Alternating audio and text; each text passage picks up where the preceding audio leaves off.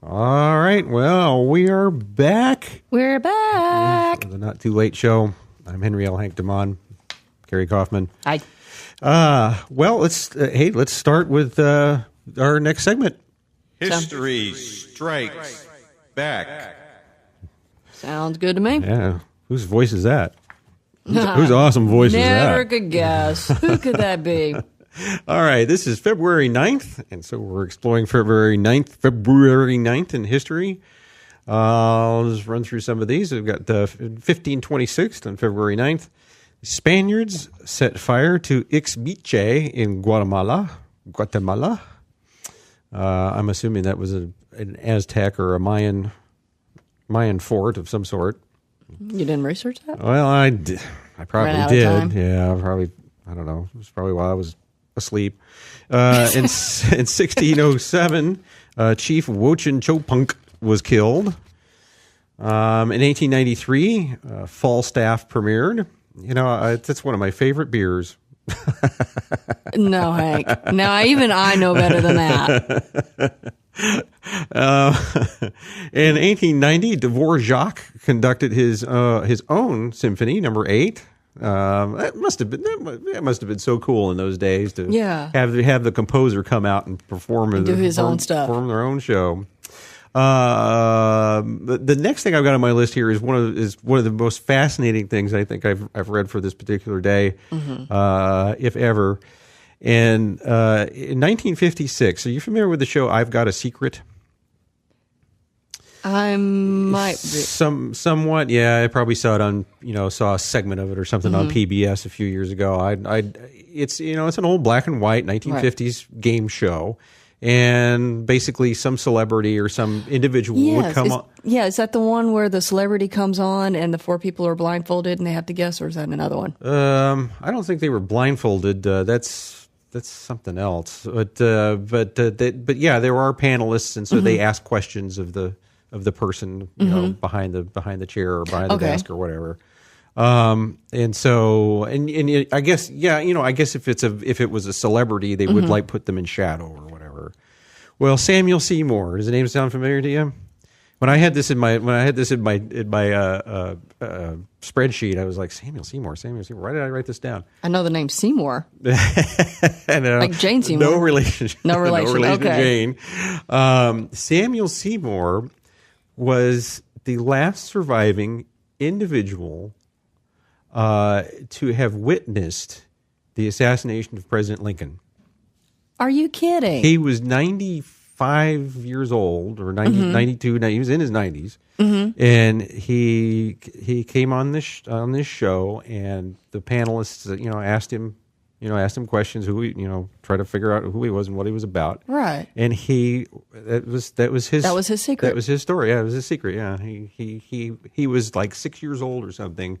Had gone to the Ford Theater, and he said that he didn't actually see the assassination, see Lincoln shot, but he knew Lincoln was there, and then he saw Wilkes Booth jump from the balcony and land on the ground and run off.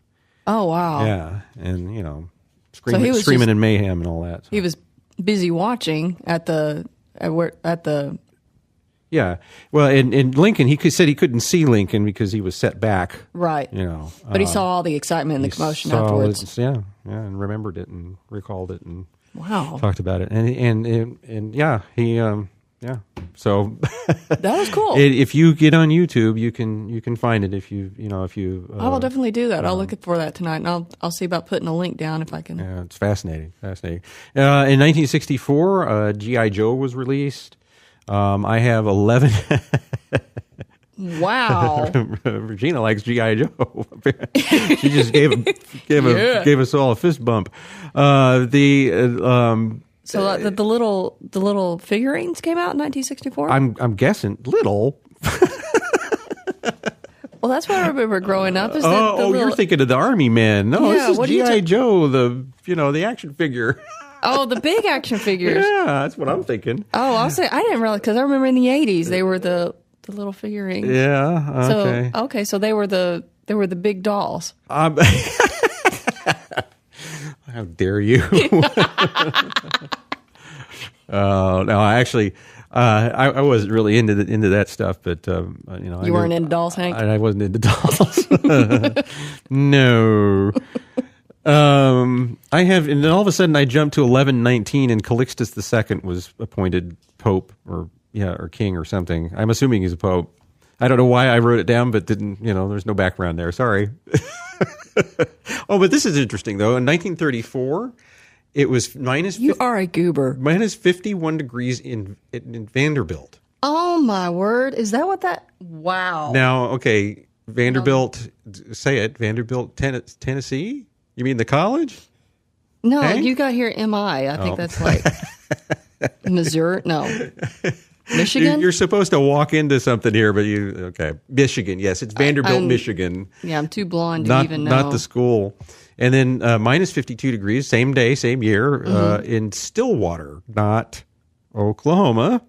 Not Stillwater, Oklahoma, Stillwater, New York. Stillwater, New York. Yes, absolutely. That is stinking cold. Okay, that beats what you talked about last month. Yeah, that beats Yale by, Yes. Stillwater and Vanderbilt can beat Yale on any day.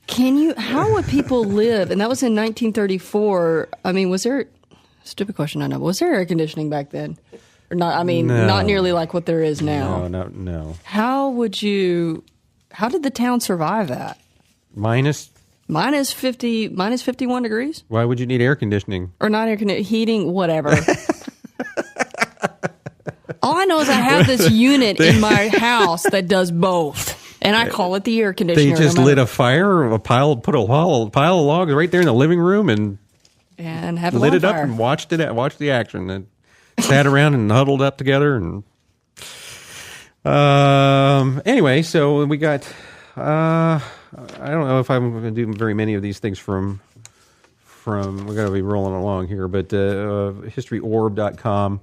I did see this, though, in 1992, February 9th, 1992, the fastest yodeler, wow. I guess, recorded the fastest yodel at 22 tones and 15 falsettos per second. Oh, my goodness.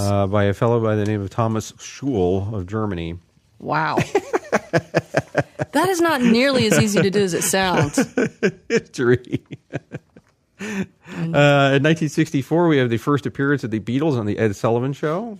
Cool. And what else do I have here? I guess that's about it. All right. We'll seal that off. Oh, wait a minute. Oh, here they are. You found it? Yeah, I found what I was looking for. The first shipment of asparagus arrived in San Francisco from Sacramento in 1891. Wow. Life-changing, earth-moving. Look on your faces. It's awesome. Not Really? a big asparagus fan, are you, Kerry? Just trying to find the significance. Keep going. Zeno, the Lion King queen of what is it? What was her name? The warrior. That was the Zeno. Xena. Oh, yeah. Was crowned as co-emperor of the Byzantine Empire in 474. And then we have the English reconquered New York from the Netherlands in 1674. Did you know they had to reconquer it? They had to reconquer it. They took the Netherlands in like 1640 or 50 or something like that. Or they took New Amsterdam from the Netherlands in such and such year. And then the Netherlands took it back, and then the English had to come back and say, "No, we don't want it to be called New Amsterdam. We want it to be called New York." Huh. Get it right. Those darn Netherlander people. Okay. So that concludes this edition of History Strikes Back. All right, Kerry. Now it's time for Book Club. Kerry, what is the first rule of book club? Never talk about the book club. No, that would be silly. How would anyone ever know what in the world we're talking about? Well, then what is the first rule of the book club? The first rule is... Yes. The first rule is... Yes. This is the part of the show when we mention some of the great books and resources out there, maybe even mention an author we've had on the show. And books for kids sometimes, right? Mm-hmm. And Kerry, did you know that I read a book recently? Oh, do tell. Please. Okay, Inform us. I'd love to tell you about a little book that I found. And let me tell you why I wanted to download this book. There are a number of reasons. Hank, the suspense is killing me, and probably a few of our listeners. I can see the numbers dropping off as we speak. Okay. All right. I follow Ruth Buzzy, right? Oh, Ruth Buzzy, Laugh-In's Ruth Buzzy. Right. And she posted a tweet a couple of months back about a book she was reading called Mr. Ed and Me and More by Alan Young. Like Mr. Ed is in the talking horse? Hello. I'm Mr. Ed. Yes, that Mr. Ed. Ah! A horse is a horse, a horse. You're a horse, of course. Of course, the famous Mr. Ed. Yes, indeed, the talking horse. Now, I only watched the show a few times when I was a kid in syndicated rerun, and I suspect that my lack of views had more to do with the terrible UHF reception on my 1970 RCA than anything else. However, many years ago, my father, who was from Connecticut, told me the legendary story of his two cousins who left the confines of Connecticut to traverse the mighty continental United States so that they could go to Hollywood to seek their fortune. Ooh, a transcontinental escapade. Oh, please do tell more. All right. Well, this was all I knew until the magic of the internet. A certain website called IMDb had a list of all the crew people who worked in Hollywood since the beginning of Hollywood. And to many people, that's synonymous with the beginning of time. Yes, go on. Okay. So I discovered via IMDb that one of my cousins, who shared the same last name, Henry Leopold DeMond, was a film editor for Mr. Ed. Oh, now that's cool. Yeah, go on. All right. So I downloaded the book, anxious to read about my heritage, my kidfolk, my creative connections to the glittering garbos of the television and motion picture industry of 1950s Hollywood. And do you know what I found? What? What'd you find? Not a damn thing. What? No, the book didn't mention my cousin, didn't say a darn thing about the film editor for Mr. Ed. Oh. Well, how was the rest of the book? That was pretty good. His TV wife was hot. Oh, well, there you go. If you got nothing out of it, you can fantasize about Mr. Ed's TV wife. All right. Well, Mr. Ed was the horse. Yes, I know. This is Keisha Carson, reminding every good citizen out there of the power of prayer. When all else fails, faith in a higher power is the best consolation. And for the Christians, the most direct route to salvation we have. In a populous and increasingly libertine world, it is important to stay grounded with our eyes on the prize and not to look down upon our world with a haughty spirit. God bless and good night. All right, very good. Well, that wraps up another one. Another edition of Not Too Late Show is officially history, and thanks to Keisha and thanks to Regina. And make sure you check us out on Twitter, YouTube, and SoundScriber at Not Too Late Show. You can listen to our show via the website and then listen to us again at TFOK Radio every Sunday night at 7 p.m. Central Standard Time. And speaking of our website, NotTooLateShow.com, feel free to poke around, check out some of Hank's blogs. While you're at it, sign up for our newsletter for weekly updates to the website and news about what's coming up. Very good. Thanks very much. Driving in, little time bombs everywhere.